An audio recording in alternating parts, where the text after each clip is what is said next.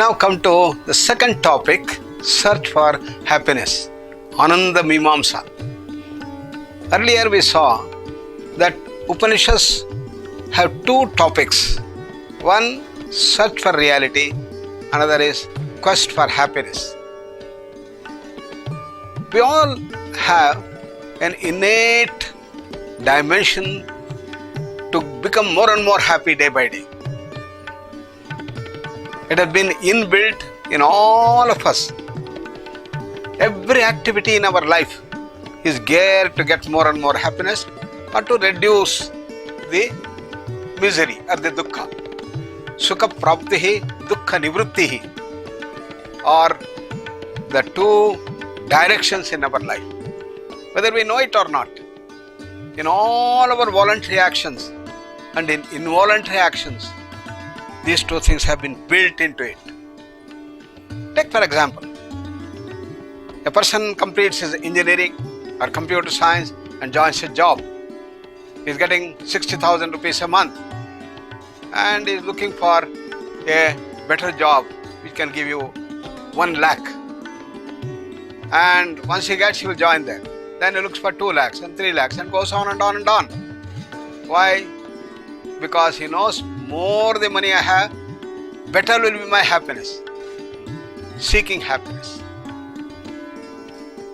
Similarly, our involuntary functions are all geared to reduce the misery and the pain and the dukkha. We all take food when we become hungry. Then one person says, why should I eat? Let me not eat. So one day, maybe 2 days, he is fasting and slowly he is getting weak. And the system starts rebelling. Come on, go and eat, go and eat. And you continue fasting. At a stage where you come that you may even die. Therefore, you start eating. We all go on breathing in and out, in and out. Why I should go on breathing in and out all the time? I'm going to stop breathing and take a deep breath and hold the breath. 10 seconds, 15 seconds, 20 seconds, 30 seconds. Slowly the pressure is building up inside. And you have to breathe out, it is telling. But I say, no, I'm not going to breathe. I am going to stop breathing. 40 seconds. And suddenly you just breathe out because you don't have control. It goes beyond your capacity. Why? Because inside the carbon dioxide is increasing. And your system knows that if it continues, then the cells will die. So to prevent death of the cells, you have to bring oxygen and remove the carbon dioxide. Therefore, the breathing takes. So ultimate of the dukkha is death. So to prevent death, we do all involuntary functions. Every involuntary function is geared to avoid annihilation, to avoid death of the cells and the whole body. So this has been built into every one of our system. Sukha praptihi, to get more and more sukha, more and more sukha, more and more sukha, and dukkha nivrittihi, to reduce the misery, to reduce the pain, to reduce the agony, and reduce. Every action is governed by these two directions.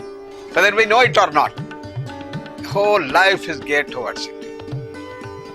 But in spite of it, we never analyzed what is sukha, what is dukkha. Therefore, the Upanishads tell us, please analyze what is sukha, what is it that we call as happiness. Why did we not analyze? Because we thought there is nothing special about it. We all know happiness comes from objects of enjoyment. Whatever I like, my food, my nice gulab jamun, my birthday cake, I am very happy. You go to a restaurant of your choice, you eat the dish of your choice, you are very happy. And you hear the music of your choice, you are happy. So what is there to analyze? It's such an obvious experience that happiness is contained in objects of enjoyment. Therefore, what is to be done to be happy? You accumulate more and more objects of enjoyment. This is what we started doing. For that you need money. So earn more money and more enjoyment objects and all types of different enjoyment objects. This is what we have to do to get more and more happiness. So we never questioned what is happiness. Though we are in the age of science and technology, everything we question, but we never question what is this we call as happiness. Because we thought it's a usual experience. Though it is the usual experience, our knowledge may not be right. Every one of us saw the apple falling down. We never thought there is something special about it. But Newton said that there is something mysterious that is happening here. What? Even today, we ask, why did the apple fall down? Because it became ripe. As a result, it came down.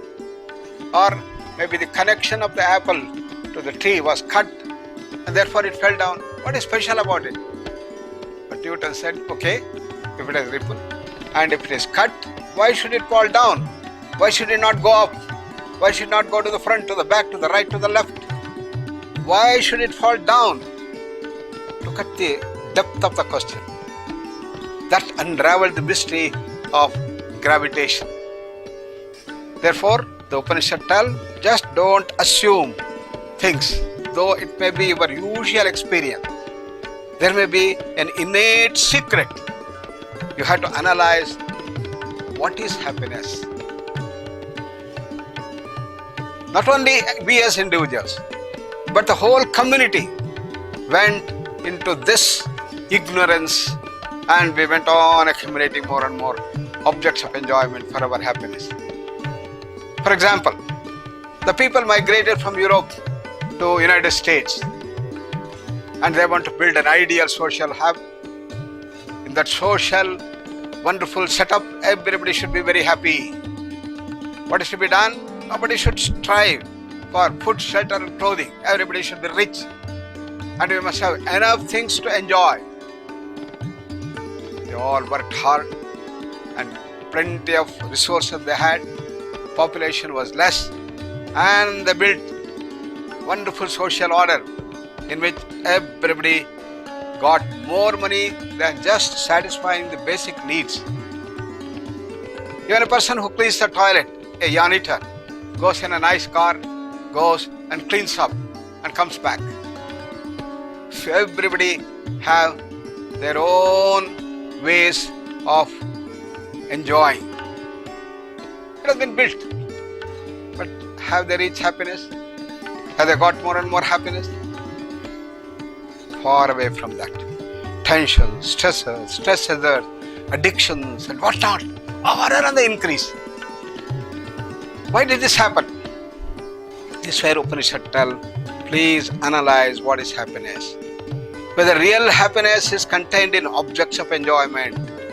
This is what you have to question. If you don't question, you will not get the reality and therefore you will be chasing a wild goose chase. You will not get at the reality. So, science tells us that you have to question. So do the Upanishads tell us that analyze, investigate, find out what is happiness. You have come to a conclusion that happiness is in objects of enjoyment. Question that. Don't assume. How to do that? Take a simple example. A person from Bengal, he loves Rasagulla and he gets his choice Rasagulla, he eats, he is very, very happy. Then a second piece and the third piece, he says enough. His friend says, no, I know you love your Rasagulla. Have another 2 more pieces he puts. With great difficulty somehow eats.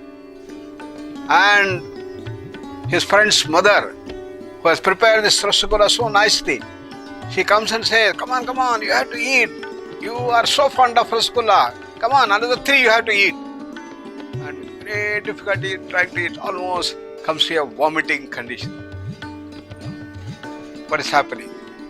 The same object which gave you maximum happiness goes on reducing happiness. This is known as the law of diminishing returns. And after some time, then you almost hate it, you vomit it out.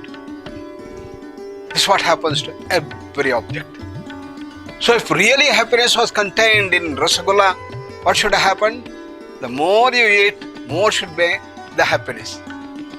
You have a $100 note, you put another $100, another $100, another 100, value goes on increasing. But now what is happening? It is returning. Probably after 2 or 3 rasagullas they may be saturated. But some people have great capacities. I had one of my friends, he was very fond of gulab jamun. And he will eat easily 35 gulab jamun. And we all went, we wanted to see his capacity. Went on eating, so nice, so happy, so happy. 35 he finished with ease. Then I said, eat another 5, you have to do. And with great difficulty he started eating. Then I said, you have to eat 5 more. When he tried to push, almost he was in the phase of vomiting. Law of diminishing return is true. In all sense pleasures, this is the state. Whether it is birthday cake, whether it is rasgulla, whether it is masala dosa, or anything, you have the law of diminishing returns. Therefore, can you say that happiness is in objects of enjoyment? Simple example tells in negation.